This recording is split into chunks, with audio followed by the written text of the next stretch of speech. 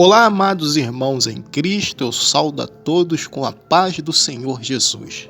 Queridos, hoje nós, como família consagração, vamos mergulhar na palavra de Deus. Começamos hoje um estudo diário do livro de Romanos, capítulo por capítulo. Acompanhe a gente todos os dias aqui no canal, até o capítulo 16. O capítulo 1 de Romanos serve como uma introdução à epístola de Paulo aos cristãos em Roma. Ele estabelece o tema central da carta, a justiça de Deus revelada através da fé em Jesus Cristo e a consequência da rejeição dessa justiça. O capítulo se divide em duas partes principais: uma saudação e uma apresentação do Evangelho, seguida de uma exposição sobre a depravação humana e a ira de Deus. A carta foi escrita em um contexto histórico específico, no qual o cristianismo estava se expandindo para além da comunidade judaica, e Paulo buscava estabelecer a relação entre o Evangelho e a lei mosaica para os cristãos gentios em Roma. Vocês devem estar se perguntando: o que é um cristão gentil? É um seguidor de Jesus Cristo que não é de origem judaica. Pois é, a expansão inicial do cristianismo ocorreu principalmente entre os judeus, mas rapidamente atraiu seguidores de outras origens étnicas e religiosas, conhecidos como gentios. Paulo, um apóstolo-chave, desempenhou um papel crucial na evangelização dos gentios, argumentando que a salvação por meio de Cristo era acessível a todos, independentemente de sua origem judaica ou não. Em Roma, uma cidade cosmopolita, com uma população diversificada, a presença de cristãos gentios era inevitável. A comunidade cristã romana incluía pessoas de diversas origens culturais e religiosas, que se converteram ao cristianismo e se integraram à comunidade. O livro de Romanos, aliás, é uma carta escrita por Paulo a essa comunidade diversificada em Roma, demonstrando a coexistência de judeus e gentios na fé cristã. Embora não haja dados estatísticos precisos sobre a proporção de cristãos gentios em relação aos judeus na Roma antiga, é certo de que os gentios formavam uma parte significativa da comunidade cristã na cidade. A própria estrutura da igreja primitiva, com sua organização em comunidades locais, favorecia a integração de pessoas de diferentes origens. A presença de cristãos gentios em Roma é um testemunho da natureza inclusiva do cristianismo primitivo e de sua capacidade de transcender barreiras étnicas e culturais. O título implícito é Carta de Paulo aos Romanos. A saudação apresenta Paulo como servo de Cristo Jesus, chamado para ser apóstolo, separado para o Evangelho de Deus. Ele expressa a gratidão por sua missão e expressa seu desejo de visitar a igreja em Roma para compartilhar um dom espiritual a ser mutuamente encorajado pela fé. A saudação também inclui uma bênção de graça e paz aos cristãos romanos. Paulo inicia enfatizando o Evangelho como uma promessa cumprida em Jesus Cristo, o Filho de Deus, descendente de Davi, ressuscitado dentre os mortos. Ele destaca a sua missão apostólica de levar o Evangelho aos gentios, incluindo os cristãos em Roma. A partir do versículo 16, Paulo apresenta o Evangelho como o poder de Deus para a salvação, contrastando-o com a situação da humanidade.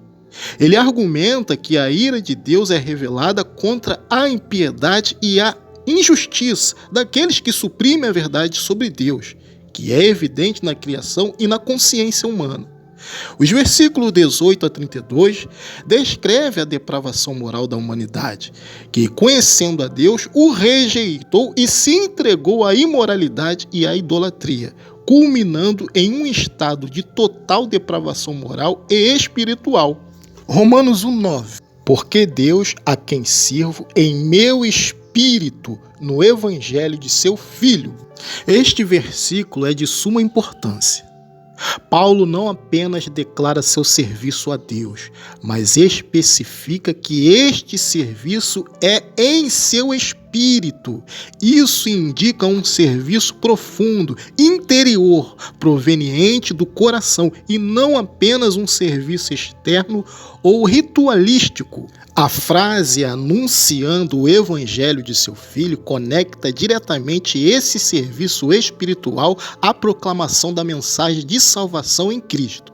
A combinação desses dois elementos, o serviço espiritual interior e a proclamação do evangelho, ressalta a integralidade da fé cristã.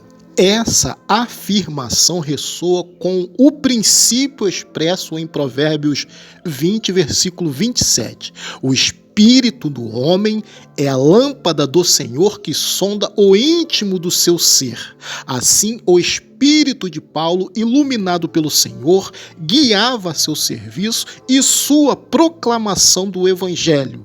Romanos 1,16, porque não me envergonho do evangelho de Cristo, pois é o poder de Deus para a salvação de todo aquele que crê, primeiro do judeu e também do grego.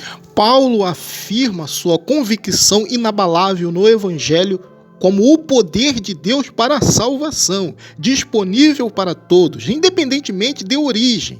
Ele não se envergonha de proclamá-lo, pois reconhece sua força transformadora. Romanos 1,17, porque nele se descobre a justiça de Deus de fé em fé, como está escrito, mas o justo viverá pela fé. Este versículo enfatiza que a justiça de Deus é revelada através da fé em Cristo, não por obras, mas pela graça. A justiça é recebida pela fé, e essa fé gera mais fé, conduzindo a uma vida de dependência em Deus. Esta justiça, em contraste com a justiça própria, baseada na lei, é o tema central da carta aos Romanos. Nos versículos 18 a 20, Paulo enfatiza a manifestação da ira de Deus contra a impiedade e a injustiça dos homens. A frase-chave: pois a ira de Deus se revela do céu contra toda a impiedade e injustiça dos homens. Romanos 1,18. Destaca a justiça divina, que não se limita à percepção humana. Deus do céu observa e julga as ações dos homens. A ira de Deus não é um ato arbitrário, mas uma resposta justa à rejeição da verdade revelada na criação e na consciência humana. Romanos 1, do 19 a 20. A ênfase está na soberania de Deus e na inevitabilidade do juízo para aqueles que vivem em desobediência. Não importa se as pessoas se consideram impunes em suas ações injustas na terra, pois a justiça divina é certa e se manifestará. Os versículos 21 e 23 descrevem a profunda depravação espiritual da humanidade. Paulo afirma que as pessoas, conhecendo a Deus, não o glorificaram. Exatamente, eles não o glorificaram como Deus, nem o agradeceram, mas tornaram-se fúteis em seus pensamentos e o seu coração insensato se obscureceu. Em vez de adorar o Criador, eles adoraram e serviram a criatura. Este é um ato de troca de verdade de Deus por mentiras, uma escolha consciente de rejeitar a realidade divina em favor de uma falsa realidade criada por si mesmas. Eles se fazem de bobos, mesmo conhecendo a verdade, buscando benefício próprio, aceitando o errado como certo e vice-versa para o seu próprio proveito. Os versículos 24 e 25 descrevem as consequências diretas da troca da verdade por mentiras. Deus, em sua justiça, permite que aqueles que rejeitam a verdade experimentem as consequências de suas escolhas. A entrega às paixões infames resulta em desonra entre si mesmos, pois a imoralidade corrompe os relacionamentos e destrói a dignidade humana. A troca da verdade por mentiras cria um espiral descendente, onde a razão e a moralidade são substituídas pela loucura e pela imoralidade.